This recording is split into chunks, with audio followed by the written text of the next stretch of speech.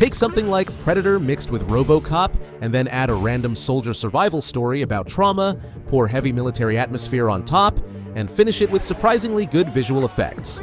And you basically get War Machine 2026. Ugly motherfucker. Let's take a closer look at what this movie actually does well, and where it starts to lose people. Because the moment you start watching, especially if you have ever seen the first Predator, that strange feeling of familiarity kicks in almost instantly. The jungle tension, the soldiers moving carefully through dangerous territory, the idea that something unseen is hunting them one by one. All of this feels very close to what that film achieved decades ago. And this is where the real question begins. Is War Machine building on the legacy of Predator, or borrowing the large-scale invasion spectacle of Independence Day, or is it simply trying to combine familiar ideas without creating something truly new? The film spends almost half an hour moving very slowly and feeling overly dramatized, and then suddenly it switches into constant tension, supported by loud emotional music. It looks impressive, it feels intense, but at the same time the storyline starts to feel very predictable, especially if you have already seen a lot of science fiction war films before. And that predictability is not accidental, because the more you watch War Machine, the more you start to feel like you have already seen this movie many times before, just with different costumes and slightly updated technology. At its core, the film follows a very familiar scenario. A highly trained military unit enters hostile territory, believing they are prepared for anything, only to slowly realize they are being hunted by something smarter and more powerful. One by one, the team begins to break down. The mission becomes survival. This structure is almost identical to the one used in Predator, and that comparison appears naturally because both films rely on the same emotional rhythm. Movement through dangerous terrain, sudden ambushes, confusion inside the group, and a growing understanding that weapons and training may not be enough. What made Predator original was not just the alien threat, but the way tension was built around uncertainty and psychology. The soldiers were not simply fighting an enemy, they were being studied.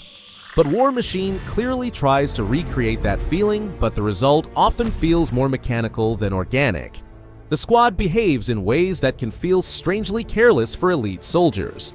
Characters sometimes stand exposed in open areas, fail to take cover during artillery fire, or react in ways that seem designed to move the plot forward rather than reflect real tactical thinking. This creates moments where the danger feels staged rather than discovered. Another comparison that viewers naturally make is with large-scale invasion films like Independence Day. Not because the stories are identical, but because the narrative energy follows a similar path. Massive external threat, loud spectacle, emotional speeches, and a sense that humanity must improvise a solution against overwhelming odds. In War Machine, that spectacle is often impressive. The sound design is powerful. The battle scenes are visually loud and intense. Giant mechanical enemies create strong action moments that help maintain engagement even when the story itself begins to feel repetitive. And this is where the film starts to struggle the most, because while the visual scale grows, the characters do not always grow with it. Several viewers mention feeling disconnected from the people on screen. Many of the soldiers are introduced quickly and with limited depth, which makes it harder to stay emotionally invested in their survival. Instead of complex personalities, the film sometimes presents simplified archetypes: the tough leader, the conflicted recruit, the silent specialist. These roles function within the action, but they rarely surprise the audience. The sense of familiarity also comes from how the plot develops. Events unfold in ways that feel expected. There are few genuine surprises, and when solutions appear, they can feel unusually convenient. Moments that should feel desperate sometimes resolve too easily, which reduces the tension that the film works so hard to build visually. This is especially noticeable when compared to older films that inspired it. In Predator, survival feels uncertain until the very end. The enemy remains mysterious. The environment itself becomes part of the threat.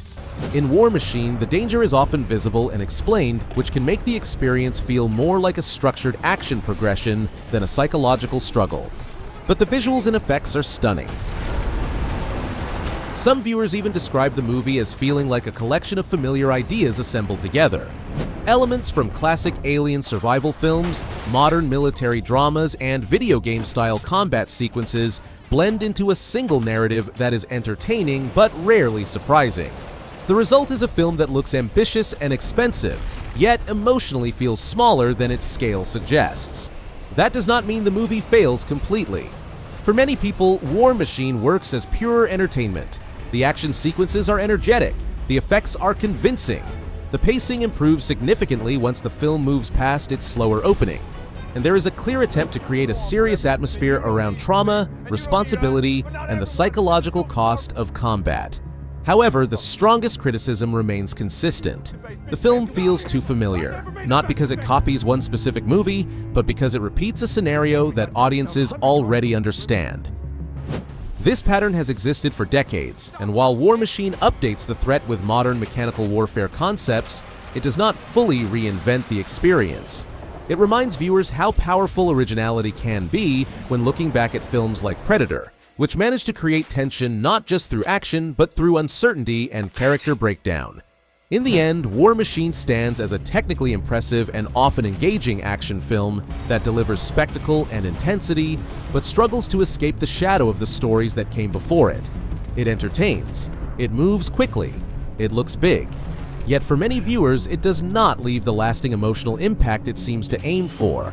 And perhaps that is why the strongest reaction after watching it is not excitement or disappointment, but recognition. The feeling that somewhere, at some point, you have already been through this battlefield before. And maybe that is the real challenge for modern sci-fi action films, not just to look bigger, louder, or more intense, but to give audiences something they have not already experienced. Because spectacle can grab your attention, but originality is what makes a story stay with you. So what about you? Did War Machine feel like a fresh experience, or like a familiar mission you had already completed before?